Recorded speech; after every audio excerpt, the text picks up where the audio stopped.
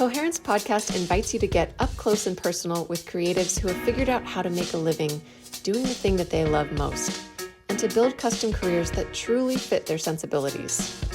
Traditional linear careers are a thing of the past, and it's time that we accept that work today is fluid. It's full of ambiguity, there are more options, and therefore more potential for overwhelm. I'm here to guide you through the wild world of working for yourself so you can cut out the noise, center your own judgment, and live a life that makes amazing sense for you.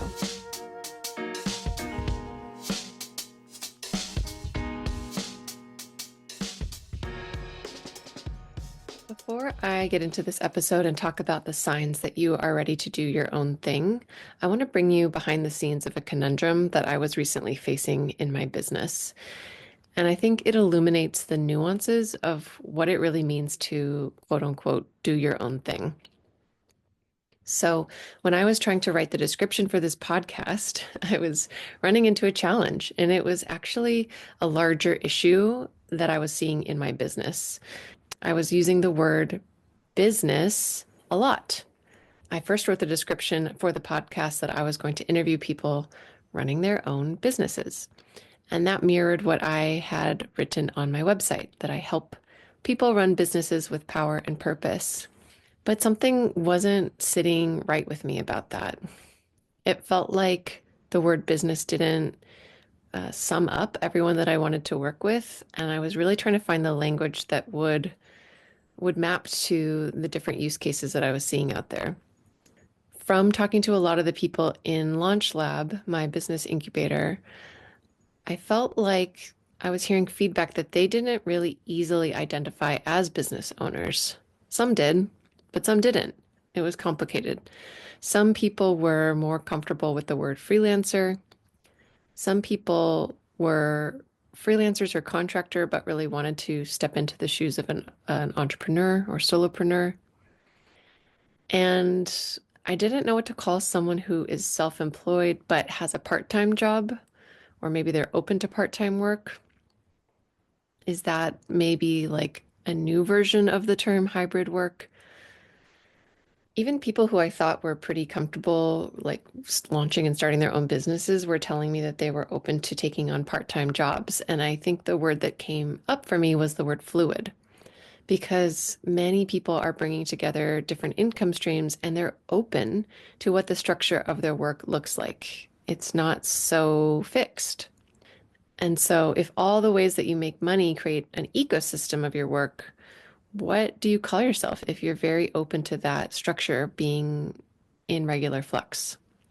I don't feel like there is a really common or apt term for it just yet. So I'll just say I settled on talking about it by saying do your own thing. It implies that you're trying to create work designed around you. You're not filling an existing job description and trying to make it work for you. You're trying to make something custom. And if you want to build a custom job for yourself, you arguably need to know what you're well suited for. So that takes a little bit of self-awareness and clarity work. This episode is about what signs to look for that signal that you're ready to do your own thing, that you are ready to create a custom job that is designed specifically for you. I'm going to break this episode down into two parts. Part one is about your desire and your emotional readiness, and part two is about your resource readiness and kind of looking at things more tactically. So let's start with the heart. I want to share a few patterns that I've seen. You could also call this a type or some sort of trend. Well, one pattern or type I've seen is that there's someone who feels like they've never really been a fit working for other people or in a corporate setting. Let's call them a square peg, or actually, I think it's more like they are a round peg in a square hole. So this round peg, this person might also be prone to feeling like they are different than others in a group and have an easier time seeing how they are distinct versus how they belong. But it could also just be that working in an office environment feels especially taxing for this kind of person, whether that's due to their free spiritedness, their rebellious nature, the way they want to do things on their own terms, or even an abstract mindedness.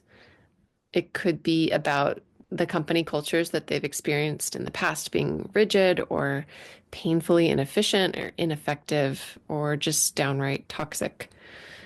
The people who fit this round peg type have experienced the pain that it's like there's so much pressure to feel some kind of ease or belonging in a place that has repeatedly led to dis-ease and isolation. So it's not a surprise that this person is going to be thinking about what life would be like if they could do their own thing and not have to participate in corporate company life. Another type or trend I've seen is someone who's drawn to working for themselves is someone who really feels like they're an innovator at heart. They're constantly thinking up new ways to do things, products or services that don't exist. And they don't really get excited thinking about applying those innovative powers to something that does exist, sort of the entrepreneur. They really want to pioneer a new space to chart new territory, and they know that that would require them to create their own job.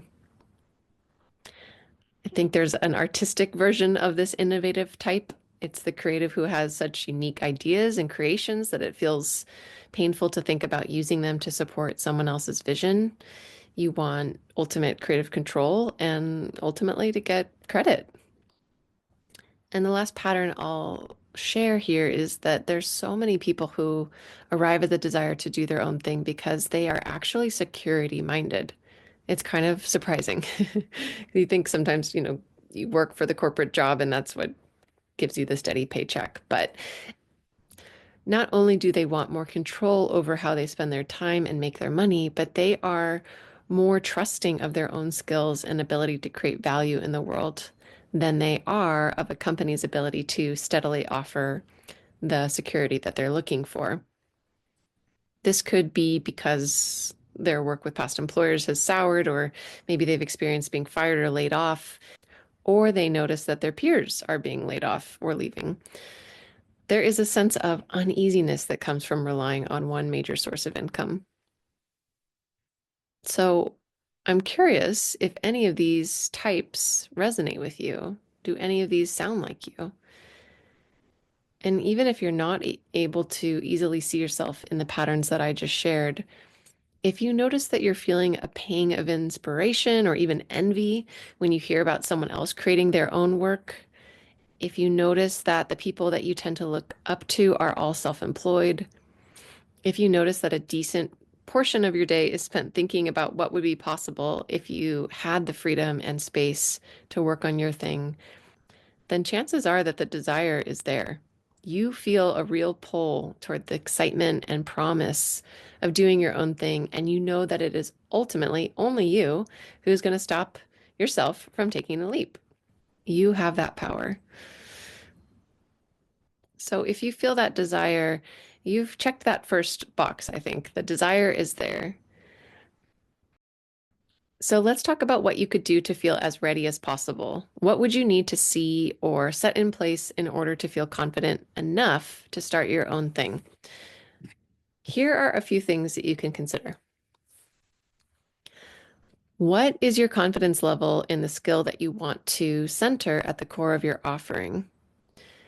If you want to do independent brand design, do you feel like you can fairly confidently talk to people around you and tell them that you do brand design?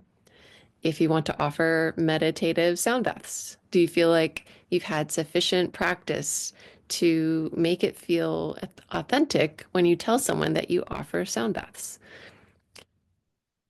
It's not only about how confident you feel when you talk to other people, but to do your own thing, you're going to have to share about your work. And so I think it is a good test to see how confident you feel, is if you can talk about it with relative ease, with relative confidence to other people. Some identities come easier to us than others. So, in my case, for example, it was relatively easy for me to step into the coach identity and tell people what I did even early on. I think I just felt like it really worked for me. It felt like I was a coach. But I do know that it would be a different story as I step into calling myself a writer. I don't feel like I've earned that as much, or there's more, I don't know, like strangeness or newness and question marks around it. So you might have your own version of that, of like an identity that comes really easy and one that you know you might want, but it doesn't flow as easily. And that doesn't mean that you can't do that thing, but I do think there is a general trend between practice and confidence having a direct correlation. So make sure that you have enough reps of the thing that you want to do for your self-employed work to the point where you would feel comfortable telling someone about it at a networking event. Number two, do you know who your ideal client or customer is? And have you gotten feedback from them that they would actually be interested in your services? Before I quit my job and did coaching full time, I reached out to my existing network and I offered sliding scale coaching sessions until I built my confidence up and started to charge more. As I continued to get new clients, book my services, and I received referrals from word of mouth, I realized that I had a real shot at sustaining a full client roster. I think I had about 13 paying clients, and I knew that I would only need about double of that to have a fully booked schedule. So that for me was enough to signal that I could let go of my day job and open up enough space, more space to welcome in those clients. So what's your version of this? Can you reach out to your network and see if anyone would be interested in what you want to sell? How many bites would you need to get in order to feel comfortable to start pursuing this in earnest? Which brings me to the idea of a relationship network. Number three, how strong is your network in the field where you want to offer your services? Do you know people that look like your ideal client base? Do you know people who could make up a peer community for you?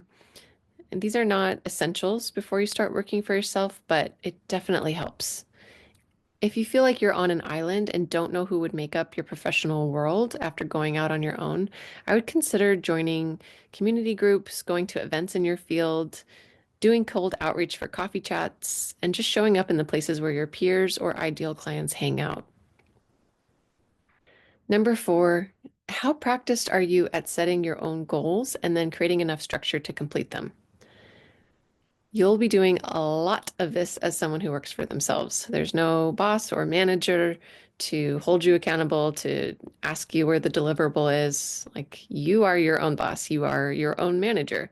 So even if you have a full-time job right now, I would recommend that you try setting a goal around a new income stream idea and carve out intentional time each week or as much as you can to work toward that goal and see, are you able to show up at the time that you specified and actually work on the thing that you said you would do?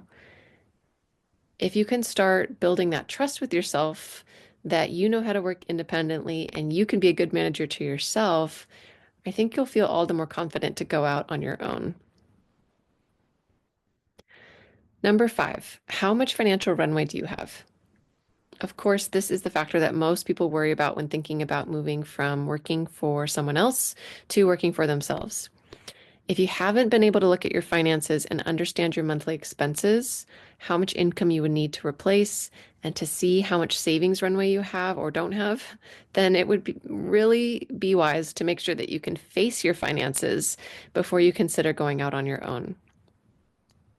Even if you know that you have a healthy savings or a pot of money tucked away somewhere, starting to pay more attention to your finances and flex your money management skills is only going to help you succeed with self-employment.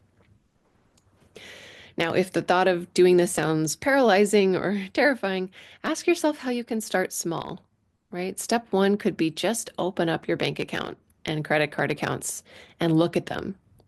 Get familiar again with the lay of the land. How much is in there? That is a first step. And if that step doesn't make you pass out, then consider taking another step and calculating how much you spend each month on your fixed expenses, the things that are always the same, and your variable expenses. And then keep going to the next step. A big part of the answer to the question, do I have enough money to go solo, does depend on your risk tolerance. If you are more risk averse, you might want to have a full year's worth of savings. If you tend to take on more risk and thrive in it, you might be okay with just 2 or 3 months savings. A rule of thumb I've seen out there is 6 months, but I think it really depends on your risk tolerance and, of course, other factors like what kind of business you're starting, what are your overhead costs, what's your confidence in your initial client load, and any potential plan B money making strategies that you can fall back on if the main core offering that you're newly introducing doesn't really like take right away. Number 6 is, do you have a support system that you can count on? Admittedly, doing your own thing can be lonely at times, challenging for sure, and it really tests your ability to believe in yourself. I found that it helps to have friends and family who are really supportive of your vision and they're interested in engaging you about it. They want to talk with you about it. They're willing to be a shoulder to cry on for the tough moments where you just need someone to listen and be there. This is also not a prerequisite for you doing your own thing. I know some people actually don't even want to talk about their work within their personal life, but I do think it helps to have people in your corner no matter what happens, and you're going to need a little extra support. So maybe think about, reaching out to people in your life, letting them know you're thinking about this, see how they react, see if they check in with you about it, see if they're encouraging, and start there. All right.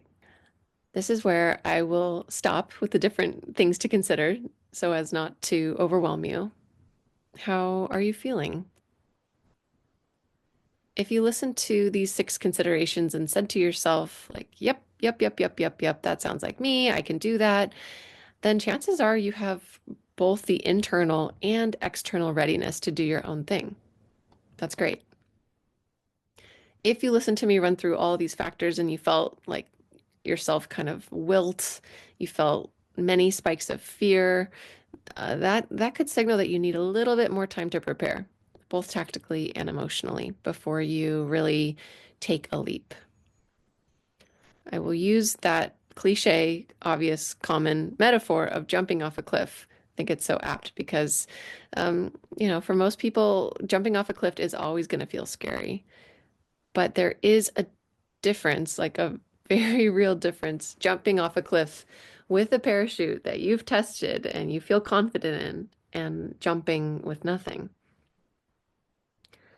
So, as tempting as it might be to change your situation right away, to just kind of get out of the whatever pain or strife that is causing you to think about doing your own thing, or even just the pull of excitement, I think doing a readiness check to make sure that you have good structural, relational, and emotional support in place can really make a difference on how it feels starting out on your own. If you've listened to this episode and you are in any way leaning into starting your own business or just kind of curious about it, I'm excited for you. I am someone who's run my own business a couple times now, and so I'm obviously have my own perspective about it. But I think that for certain types of people, it makes so much sense to design a custom career that really maps to your skills. And all it takes is a bit of self inquiry, reflection, and preparation before you feel like you're actually ready. So, if you want a quick little temperature check, I do have a Are You Ready to Do Your Own Thing quiz. It's on my website and I'll link to it in the show notes here. And you can just take a couple of minutes to get a quick read on how ready you are. Self-employment, it's amazing and it's not all roses and butterflies. It's challenging, it tests you, it's ambiguous, it's not for the faint of heart. So I'm really glad that you're trying to kind of look at things with clear eyes, eyes wide open, and I hope to be a helpful support to you along the way. If you enjoyed this podcast, I would really appreciate you leaving a review for me because I am a baby podcaster right now. I've really enjoyed doing this over the past few years, but I haven't really thought about how to spread the reach. And I know that reviews really instill confidence and trust in someone who might be a prospective listener. So If you have 30 seconds and feel compelled to help someone out, I would so, so appreciate a review of Coherence Podcast. Thank you so much.